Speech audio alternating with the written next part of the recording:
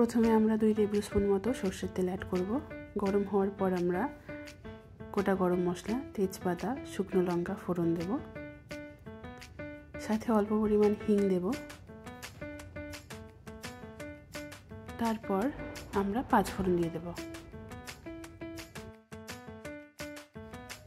এরপর আমরা কেটে রাখা আলু অ্যাড করে দেব।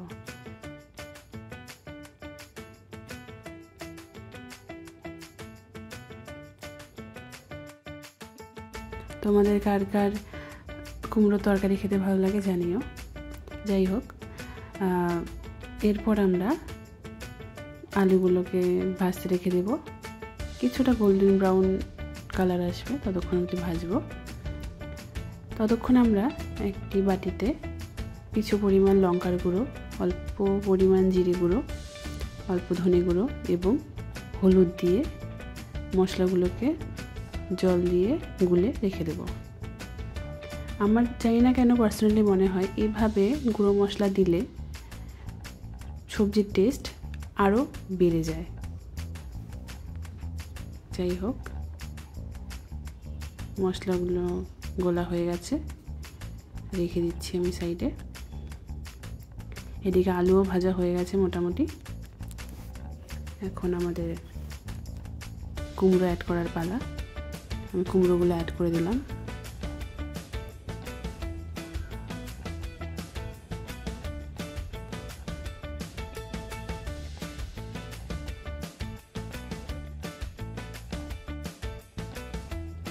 এবারে অল্প নাড়াচাড়া করে আমি ঢাকা দিয়ে দেব। 2 মিনিট মতো হলো, ঢাকা খুলে দেখি কি অবস্থা। দেখতে পাচ্ছেন আপনারা। যাই হোক, এখন আবার একটু নাড়াচাড়া করে নেব। এবারে আমি এতে আদার গুঁড়ো অ্যাড করছি। আমার কাছে অ্যাকচুয়ালি আদার গুঁড়োটাই আছে এই মুহূর্তে, তাই আমি আদার গুঁড়োটা অ্যাড করছি। এবারে যে পেস্ট একটা বানিয়ে রেখেছিলাম সব গুঁড়ো মশলার জল দিয়ে, সেটা দিয়ে দিলাম। এবার কন্টিনিউয়াসলি নাড়াচাড়া করতে থাকবো। দেখুন কিছুক্ষণ পরে এরকম হয়ে যাবে। এরপর এখন জল অ্যাড করার পালা। জল অ্যাড করে দিচ্ছি। প্রায় ধরুন 1.5 কাপ মতো জল আমি অ্যাড করলাম।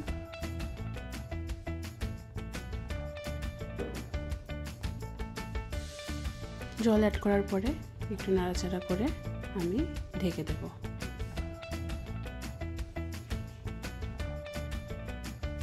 তারপর আবার ঢাকনা খুলে একটা সিক্রেট মশলা আছে, যেটা রেসিপি আমি অন্য কোনো ভিডিওতে পরে কখনো বলবো আপনাদের।